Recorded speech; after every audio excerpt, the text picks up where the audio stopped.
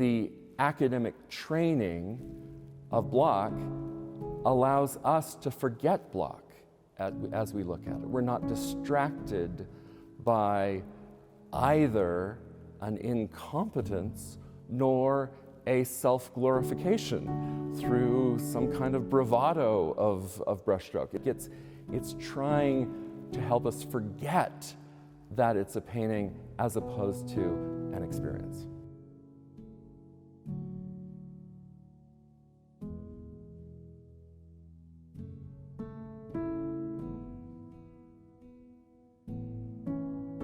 We're actually all gathered at this pool. We're waiting for the Savior to come to this pool because he can heal us. But in the meantime, I think we're being invited to comfort those until he comes. And once again, to lead people to Jesus.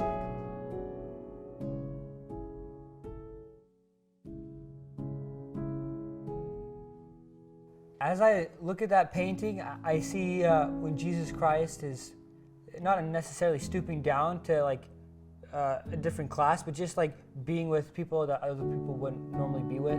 I think the message that this painting offers, especially to me, is like Jesus Christ, you know, he had a lot of things going against him and he had his own troubles and tribulations, but he put that aside and he focused on other people.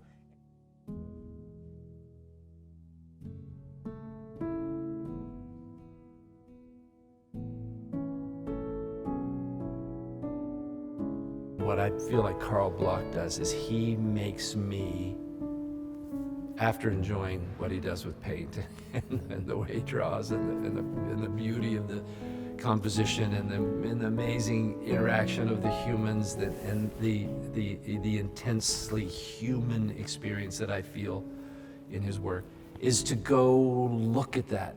Go look at the words. Go back to the words. Look at the scriptures, see what's in that account. The miracle of Jesus is he came into our stuff. He came into our dirt and our sweat and our blood.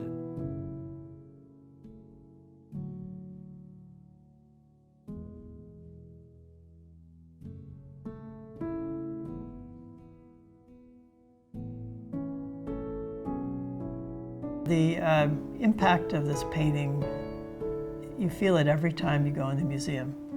I hope that as students walk through the MOA that they are drawn to Christ and appreciate that painting.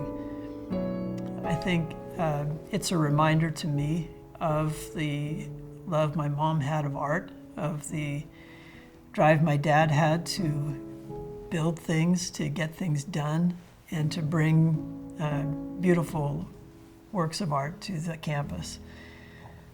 I think it also reminds me of their testimony of Jesus Christ.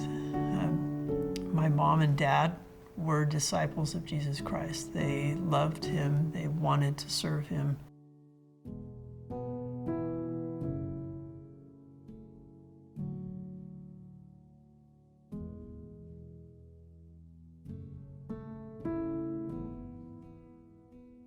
I have had this feeling that Bloch himself, this is my opinion, that he saw himself as the struggling disciple. He always wanted to be better, both in his art and in his life.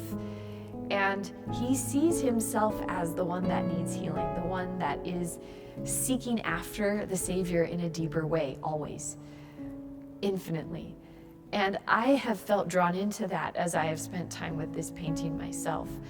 And that invitation hit home for me that I personally needed to consider Christ's invitation in a new way and surrender and allow him to really step in and not be afraid to encounter new things as I turn to Christ at a deeper level.